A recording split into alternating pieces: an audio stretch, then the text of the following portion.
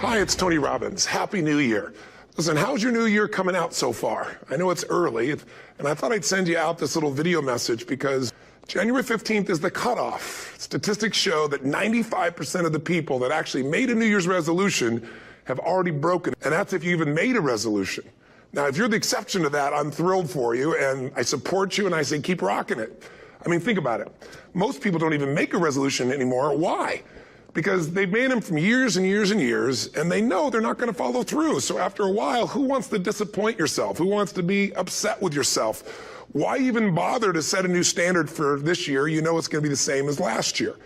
If you're the kind of person watching this right now, and you've actually opened this email and you haven't shut me off already, then obviously that's not you. So the question is, what is it that makes us even want to make a resolution? I mean, it's an interesting question. Why is it at the beginning of the year we have this tradition? But it goes beyond tradition. It's something inside of us that makes us want to make things better. And I think part of it is the calendar gives us this idea that we could have a fresh start, that we could start from fresh and have this great victory. And it's really, the calendar itself is quite arbitrary. It's wonderful to use it, but if you didn't use it effectively, let's use the calendar to serve you today.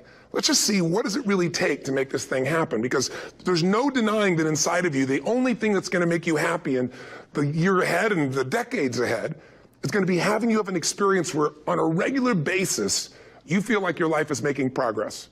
If there's one thing I teach, and I want to remind you of it, it's really simple.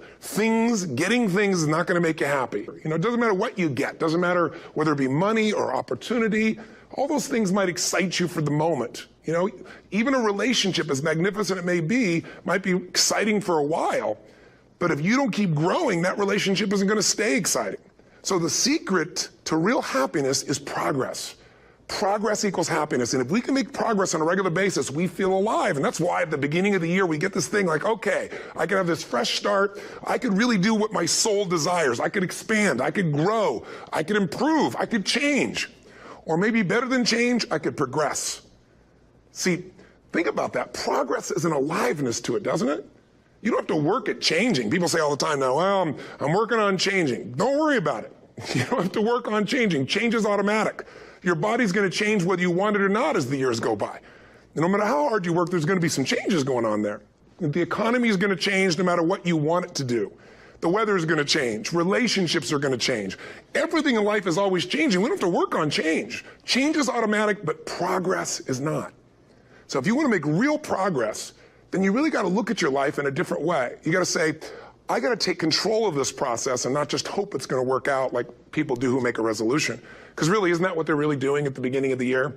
They're saying, well, here's my resolutions for the year, and they really basically tell you their wishes. It's their wish list. It's what they hope it all comes together. And then they call it a resolution, but they don't know what a resolution is. When you resolve something, to have a resolution is to resolve it. When you've resolved, this is how it's going to be. That's when you cut off any possibility except the thing you've committed to. It's like the old adage, if you want to take the island, you burn the boats. Because when you burn those boats, there's no going back. You're going to find a way to make things work. And most people, they're stating what they hope will come together, and if it doesn't happen, then they're disappointed, but they're not too disappointed because they're not too vested. What does it take to successfully create a lasting change in your life? To not only have a New Year's resolution you follow through on, but really have a lasting change? Well, the first step for lasting change is very much like making a New Year's resolution. Fundamentally, it's the same. The first step is you got to have a vision for what it is you really, truly want. Not what you think you want or what you should have. I mean, what are most people's New Year's resolutions? I'm going to stop eating sugar. I'm going to stop smoking. I'm going to lose 10 pounds. The problem with that is it's not very inspiring for most people. It's not telling you what you're going to get. It's only what you're not going to do. And it's kind of hard to have you move forward with that. A vision is about what you're here to create.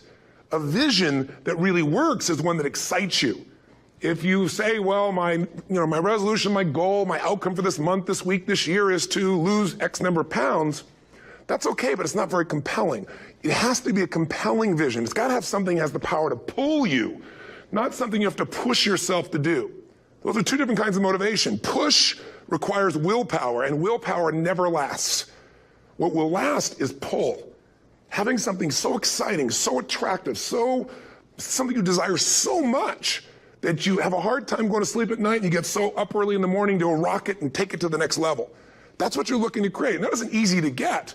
But one of the reasons we do seminars and events and we say, why do that? Why not just read a book or something? Is because when you get in an environment where you're with people that are being put in a peak state, like when you're going to a sporting event, if you watch a sporting event at home, it might have a certain level of excitement. But when you're in a stadium with 50,000 people, suddenly it has a whole different level of intensity. And we feel that. And the bottom line of our follow-through comes down to our emotional intensity. In a different state of mind, you're going to come up with a much better and a more exciting vision than if you're sitting on the couch going, okay, what are my new resolutions for this year? And you're doing it the morning after the new year has started and you're a little inebriated. And the football game's on in the background. Probably not going to have the power of focus there. Probably not going to have the power of the energy to create something that's going to pull you for this year. And you got to do that. So it's got to be a vision that's compelling. Something that it's going to be a gift to make sure that it happens. And also, along with that compelling vision, you got to have strong enough reasons that you're going to follow through when the going gets tough. That's one of the biggest things missing for most people. They say, this is what I want to do. It's not very exciting. It's not very compelling. But most importantly, they don't have strong enough reasons to push themselves through what's going to be necessary to get that dream, to get that goal when the inevitable challenges come up. When you're starving, hungry, and you're trying to go on a diet, right? When you got no time and you're stressed out and you haven't worked out still, and that's what you're supposed to do. When the economy gets tight and what you thought you're going to do doesn't work, and so you give up on the goal instead of finding another way to get there. You don't let the fear take you over if you've got strong enough reasons. Those reasons can be positive, or those reasons can also be negative. They can be, if I don't do this, this is going to cost me. And if I do this, this is what I'm going to gain in my life. Reasons come first, answers come second. If you get a compelling vision and you got strong enough reasons that will push you through the tough times, you're going to do things other people don't do. Instead of collapsing, even if you get off target, you won't go, oh, I blew it. You'll get right back on target, make the change, make things happen. And I know you've done this in many areas of your life. Just think about it again. I'm not teaching you something really new here today. I just want to remind you of what your soul knows. You got to change, you got to improve, and you got to go through a simple process fundamentally to make that progress. First step, vision that's compelling. Second step, make sure that there's strong enough reasons to follow through. Third step, you got to review it and feel it every day. I mean, anything. Have you ever had this happen in your life? Has there been anything in your life that you've ever wanted so badly? You were so desirous of it. You had such a hunger for it that you couldn't stop thinking about it. Could have been a career move, could have been when you were a kid, a car, it could have been a relationship, it could have been anything, but you were obsessed. You wanted to make this happen. You wanted to attract this to your life. You just wanted something. And you didn't even know how to get it. But it was so compelling to you. You kept thinking about it every day, envisioning it, imagining it, feeling it. And then stuff happened. And suddenly you started to attract people or situations to your life, and it just came together. Like, you didn't even have a total plan. It was just that it was so a part of your focus with so much intensity and emotion so often that it sensitized you to notice anything that could get you there. There's a part of your brain called the reticular activating system. For short, we call it the RAS. That part of your brain determines what you notice in the world. And it's really important because when you set a goal, when you get really clear on a vision and there's strong enough reasons and you review it enough and it becomes a part of you, that part of your brain says, anything that relates to this, I need to notice. It's like, did you ever buy a certain kind of car or maybe a certain outfit and suddenly you see that car everywhere or those outfits everywhere? Well, the cars were always around, but why do you see it now? Because your RAS knows this is important. This is part of my world now. Similarly, when you really get clear and it's compelling and you're reviewing it every day, you've got strong reasons and you're reviewing it every day and you're feeling it, the brain becomes incredibly acute at noticing anything to get you to move forward. And so that's the power of this. So, what do people do with a New Year's resolution? They come up with something they kind of want. It's not a compelling vision. They don't really have strong enough reasons, and they never review it again until to notice that they broke what they said they really want to make happen, because they didn't really resolve. If you resolve, you got the vision, it's compelling, you review it daily, and you feel it, you envision it, and you experience it. Simple as it sounds. Now, ultimately, what is this really about? Ultimately, if you're going to have lasting change in anything, you're really talking about just raising your standards. I mean, I always tell people, if you want to know how to change your life, I give it to you in 3 words, boring as it sounds: raise your standards. And what does that mean? But think about it. Lasting change is different than a goal. You don't always get your goals, but you always get your standards. Think of it as everybody in life gets their musts. They don't get their shoulds. Like, think about it. Most people have a list of shoulds, don't they? Don't you have a list of the shoulds, things you should do, you should follow through on? I should lose some weight, I should work out more, I should make more calls, I should respond more rapidly to my email, whatever, you know? I should get into the office earlier, I should be, more confident. Whatever your should list is, people love to have their should list be met, but it's kind of like New Year's resolutions. If it does, it's really exciting, but if it doesn't, which is most of the time, it's a little disappointing, but you kind of know it's not going to happen. But when you decide something is a must for you, an absolute must, when you cut off any possible, you say, I'm going to find the way or I'm going to make the way. Human beings, when they resolve things, when they make a real resolution inside themselves, which is they raise the standard and they make it a must, they find the way. Think about it in your own life. Haven't you had some area of your life where you raised your standard and your life has never been the same? And then one day something happened. Something just clicked you over. Something took you over that kind of tipping point. And inside yourself, you said, no more. And it was a very, very different experience, wasn't it? Something inside of you shifted. And what was a should became a must, and you've never gone back. Is there an area like that in your life you can think of? And then finally say no more, and you just don't go back. And notice this, it doesn't really take any willpower anymore. Because somewhere when we make this click, when we make something a must, we attach ourselves to it. It becomes part of our identity. And one thing I've learned in the last, 33 years of working with people from now over 100 countries, 4 million people, is human beings absolutely follow through on who they believe they are.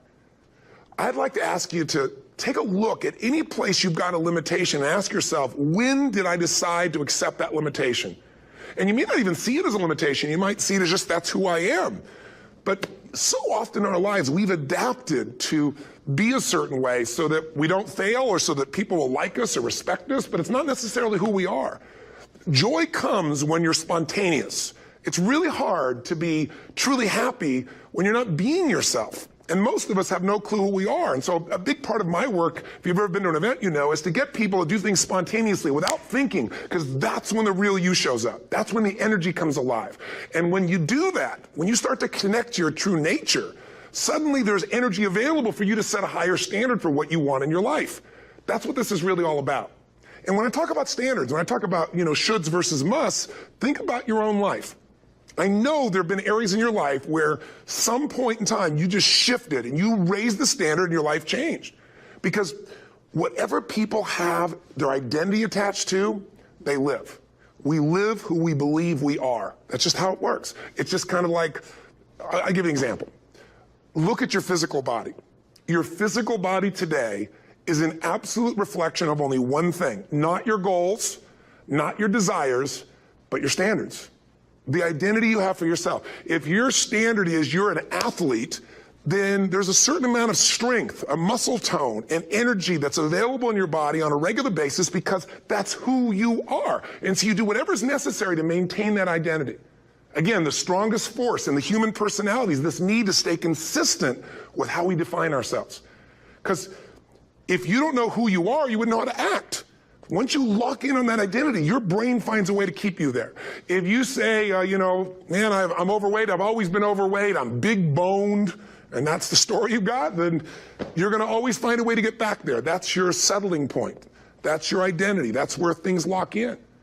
If you see somebody who's in really great shape, you ask them, do you work out? You know the answer. Yes. How often? And they'll tell you 3 times, 4 times, 5 times a week, whatever. In a seminar, I'll ask people, who here works out at least 5 days a week? And I'm stand up. And you look around that room, and you know that they work out 5 times a week because you can see their body. You don't just get a result without some kind of action, without some form of ritual. Ritual meaning actions you do consistently. Now, do you think those people that are out there working out 5 days a week, do they have more time than you do? Or I have, or anybody else? Of course not. Is their life less busy? Of course not. It's just a must for them. They must work out that way, and they've made that turn and their life's changed. So I'm not saying you have to work out 5 days a week. I'm just saying whatever you really want, wants don't get met consistently. Standards do. Whatever you identify, this is who I am. And so it's not so much about changing your identity as it is expanding it. Deciding that, instead of your goal is to lose 10 pounds, which is not compelling, what if your vision was to get back to my fighting weight? This year, this month, this next 90 days, I'm going to transform my body. I'm going to take on a new challenge. I'm going to find some technique or strategy. There's a million of them that can reframe myself where I want to feel younger, stronger, more vibrant than ever before. Here's my reasons. Because I want the energy to really make my life work. Because it's tough out there and I want to be stronger than I've ever been before. I want to go in front of the mirror and if I'm naked, not, want to laugh. I want to look there and take a good look and go, yeah, I'm proud of whatever I see there. Whatever it takes, something's going to make you laugh, smile, something that's going to tease yourself, but something's going to move you to another level. If you identify yourself in a new way and you own that every day, and that becomes the standard of how you live, you'll find the way to make that standard real. Money's the same way. Think about it. It doesn't matter what's happening, quote unquote, in the marketplace. People that make money find a way to make money no matter what, don't they? I mean, most people's standard is to pay their bills. So that's what most people find a way to do, even when economic times get tough. Most people, if that's their absolute standard, they find a way. Some people's standard is pay their bills most of the time. And so most of the time they do. Some people's standard is not just to pay their bills, but to take care of their family and maybe even some of their friends. And they find a way. In fact, some people may be in a family where they don't have enough money. They barely have money to pay their bills. They work their guts out. And then somebody, their mother, their father, somebody else, their sister gets ill, and there's not enough money to take care of it. Nobody else has money in the family. They don't either, but they find a way to get that money to take care of their mother or father, don't they? And pay their bills. They never could do it before. Why? The situation made them raise their own standard. And not everybody does that. Somebody else in the family might have money and still not take care of their mother. It all comes down to the inner game, my friends. Changing your life is a change in the inner game. The outside world you can't control, but you have absolute control over this one if you learn the dynamics of what shapes you. And identity is one of those simple, clear, fundamental basics that if you start to shift it, everything else will shift in your life as well. Some people, by the way, have to have more than enough money to do what they want, when they want, where they want, with whomever they want, contribute the way they want. And if that's their must, they find a way. I know that sounds overly simplistic, but it's true. Somebody once said you could take all the money in the world out of the hands of everybody, out of all the wealthy people in the world who are really successful, give it to other people. It wouldn't take too long. Those people would have it back in their hands. It's not because they're manipulative. It's because they have a standard. Some are manipulative, don't get me wrong, but they've got a standard of what they're going to find a way to make happen. I'm just simply saying to you, take those 3 magic words and live them. Raise your standard. And if you really want to do it, then I'll tell you the most important secret. Have you ever done this? Have you ever told yourself you're raising your standard? Okay, I'm going to go make this happen. I'm going to go make this much money. I'm going to transform my kids. I'm going to create the ultimate relationship in my life. I'm going to transform my body, whatever it is. And then you don't have strong enough reasons and you don't use it. You don't follow through. It's because you didn't back up your standards with what makes those standards real, and that's rituals. Rituals are where the power is. As you know, what I do is I take these huge challenges you got and we break them down into little bite-sized steps. Little things you do each day that after you do them, you get so much momentum that it's easy to succeed. You're not overwhelmed. You have these victory day after day after day on little things where you literally just condition your body and emotion with a couple little rituals. So it doesn't matter what's going on in your world. You feel that strength and it's not fake. It's not some pump up. It's coming from inside you and it works. Rituals define us. See, all the results in your life are coming from your rituals. They start with a standard and then have rituals that follow it up. Like, for example, if you are where you want to be physically, you have very different rituals than if you're not where you want to be physically. If you're overweight, you and I both know you got a different ritual than if you're physically fit. If you have a great, passionate relationship, you have very different rituals in how you come home than if you have a lousy relationship. When you come home and the first thing you do is you're tweeting somebody or you're emailing or flipping on the news or you don't even come home. What are the rituals? Whenever I study people that are successful, what I look for is what's the standard they hold themselves to, and then what are all those little rituals that add up? Because think about it. Success and failure are not giant events. They don't just show up. You don't just suddenly become successful or suddenly have this cataclysmic event that makes you fail. It may look that way, but failure comes from all the little things. It's failure to make the call. It's failure to check the books. It's failure to say, I'm sorry. It's failure to push yourself to do things physically that you don't want to do. And all those little failures day after day come together until one day some cataclysmic event happens and you blame that. That event happened because you missed all the little stuff. Do you agree with me? And success, by the way, is not some overnight event. It's all these little things. Success is having a vision. Success is making it compelling. Success is really seeing it and feeling it every day with strong enough reasons. Success is feeling the sense that I'm here to grow and I'm here to give something to the world more than just myself. Success is caring about other people. Success is calling and saying, I love you in the middle of the day for no damn reason. Or sending a note. That'll change your relationship. Have a ritual of something funny, playful, or a surprise you do. How many relationships are dead today because they have no surprise rituals anymore? You need to have some rituals, some cool things you do that nobody else does that gives you a better life than anybody else has. All the little stuff. That's where success comes from. In business, it comes from delivering more than anybody could imagine. All those little things add up. People go, wow, that's who I want to do business with. It's true in any area of your life. So if you look at somebody who's really successful and you think, wow, I mean, they're so amazing, they're such a genius, you got to dig underneath and you got to remember something. People are rewarded in public for what they've practiced for years in private. But I did so much behind the scenes, and I still do, to make things right. I mean, how many people would know that since the time I was 17 years old, before I walk out on stage, still do to this day, wouldn't need to do it, but I still do it, I never walk out there without being in an absolute peak state of mind. You know, there are days my back is hurting, my throat was hurting, or I may have had a challenge, or my father passed away, and I've still got to deliver for these people because my standard is give my all every time. Every event has to be better. I have to find the way. And my ritual, though, is I prepare, I think, I gather new information, I figure out how to put something across better. What do people need? I spend time with our customers. I see what's going on. And before I get on stage each time, I have this little ritual to put myself in a state of mind.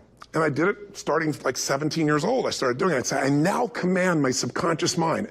And I say this out loud several times, this little phrase, set of phrases, as an incantation to kind of condition my mind and body. And I'd say, I now command my subconscious mind to direct me in helping as many people as possible today by giving me the strength and the emotion and the humor and the brevity, whatever it takes to show this person and help this person change their life now. And I started that with a person when I worked with people one-on-one, and I would do that for 45 minutes driving in my Volkswagen to go serve and coach somebody for the first time. Now I don't say that person, I say these people, and I can go out in a room of 10,000 people and deliver for 50 hours, and I do it every time I come back on stage. It's a ritual to go into peak state. Peak states don't just show up, they don't interrupt you. Great ideas don't interrupt you, you gotta pursue them. I talked to Michael Jordan, I'll never forget, at the peak of his career, and got to watch his final game, saw him backstage and spent some time with him, and it was a pretty exciting time. He was the greatest basketball player I think that ever lived and has ever lived. And I asked him, I said, you know, what sets you apart, Michael? You know, what is it? And is it God-given talent, ability, skill? What is it? And he said, Tony, you know, he said, I can shoot you straight. And you know, it's not, you know, me trying to act humble. He goes, I have a lot of talent, a lot of God-given talent, a lot of skill. I've worked really hard. But he said, really, it's my standards. He said, every day I demand more from myself than anybody else could humanly expect. I'm not competing with somebody else. I'm competing with what I'm capable of. Magic formula. Because most of us lower our standards. Why? Because who you spend time with, my friends, is who you become. You get around people with low standards and you compete with it. You don't need to compete with it. It's like, okay. I mean, remember Jerry Springer? I don't know if he's still in the air, but you know, I remember he used to get people on the show and I thought, where would he find these people? And why would people watch? I'll tell you why they watch. They watch these people and go, my life's still pretty darn good compared to that person. Look at them. You don't have to change your life. All you have to do is find somebody with a lower standard and you'll feel good about yourself. But if you feel that good feeling, it's an illusion. The only thing that's going to make you happy, my friend, in this year or any other, is to step up. It's to raise the standard. It's to discover what you're capable of and feel that incredible power of pushing through whatever's holding you back and get to the other side of more of your true self. That's what this game's all about. And look at the best of the world in anything. Tiger Woods, what's his vision? To win golf tournaments? No, to be the best that ever lived. That's his goal. That's his vision. But here's what's interesting. He backs it up with rituals. If you just have a vision and you don't have the rituals, stop lying to yourself. His rituals are, he started doing things nobody did before. He went and started lifting weights. Golfers lifting weights? No way. He went out and he changed his swing when he was the best in the world because he realized in order to be the best that ever lived, he's gonna have to change his swing. If you know anything about golf, you don't change your swing when you're the best. And he went and retrained himself because he has different rituals than other golfers. Now many people are modeling his rituals to get better. It's amazing. You know, you look at somebody like Michael Phelps, and how does the guy win by 1/100th of a second? Do you think that was some massive skill that got him over the top? Or was it a standard that says, this is who I am? I am the champion, and no one is taking this from me. And somehow in those final milliseconds, 100th of a second, he pushed himself just beyond his competitor. But you know about Michael Phelps? What allowed him to be able to push beyond that moment is his rituals. Go study the guy. Most people who swim have these unbelievable workouts. He does 2 and 3 of those workout sessions a day. All the other swimmers in the beginning thought he was insane. You're gonna overtrain, you can't do that, it's not physically possible. But he had a standard and the rituals to back it up. So here's my final message to you, but I wanna really see you get what you want this year. Don't let this year be like last. And if last year was great, still don't let it be that way. Raise the standard. If your life is perfect and extraordinary, you darn well know you're not gonna be happy unless you keep making it better. That's what makes us feel alive. It's not what we get that makes us happy, it's who we become and what we're able to give because we become more. That sense of contribution is what creates the deepest meaning. So here's my assignment for you, if you want one. If you want to go from conversation to some action, here's a simple thing to do.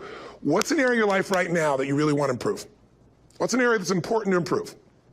If your body's great, how about your career? If career's great, how about your relationships? Intimate one especially, or your kids, or your relationship with your creator, your spiritual side of your life. Or is it your finances? Figure an area that really matters. Number one, write down what your life is like in that area right now as specifically as possible. Just write the truth of where you are. The area you want to change, but write how it is. And then the second step is, this is where you gotta be really honest with yourself. What are the rituals that have put me there? Because whatever results you're getting, even if you don't like the results, there's some rituals that are keeping you in that place. Just write down all the rituals you have, and then here's the third step. What do you want? What's your vision? And be really specific. I want to be my fighting weight. I want to be the strongest I've ever felt. I'm going to turn my, whatever it is, be specific. And then, last step, number 4, what are the rituals that'll get you there? What would you need to do differently each morning if you're going to be that kind of energy, that kind of strength? How often would you work out? What days would you work out? What time? A ritual is something you do consistently, usually at a specific time, so it becomes automatic.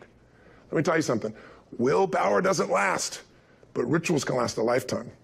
I bet you have some rituals in your life right now you've been doing for years, even though some of them don't serve you. I'm just saying, wake yourself up. If you want a new year and a new life, start today. Start with this little video. And just begin to see what happens and see how easy it is to just do a few little rituals. Don't do them all, just do 2 or 3 new things. And you know what happens? You'll get momentum. Because once you discipline yourself in one area of your life, you feel yourself doing it in other areas as well. And I always say something that my original teacher taught me. I always remind people, there's always 2 pains in life. There's the pain of discipline, or there's the pain of regret. And discipline weighs ounces, as my friend Jim Rohn taught me. Regret weighs tons. You don't have regret. So right now, what do you want to change? What's it really like? What are the rituals that got you there? That'll take a little homework. If you're not sure, ask the people around you. They'll tell you what your rituals are. What do I really want in depth? What are the rituals that'll get me there? And then get yourself to start a few of those actions and lock them in place. If I can help you in any way, we're here as a company to support you. Come have an event with us. Come to Unleash the Power Within or Mastery University, or get a coach. You can get a free coaching session if you call our company and click on something on this. We'll probably have something on it, or get a product. Or don't do anything with us, but do something with somebody, starting with you. If you make the changes in yourself, you're going to be proud this year, and no amount of money or accolades from other people can mirror the feeling of being proud of knowing you've taken back control of your life, or you've taken a great life to another level. Because once you do that, you have something you can give other people, whether it be your kids or your friends or your family. And ultimately, that's what life's about. So thanks for listening. I don't know how long I went here, but I hope this has been helpful for you. I just thought it's a new year, and I want people to be able to truly create a new life. And until I see you again, hopefully soon, or gets a chance to meet you, live strong and live with passion. And of course, God bless you.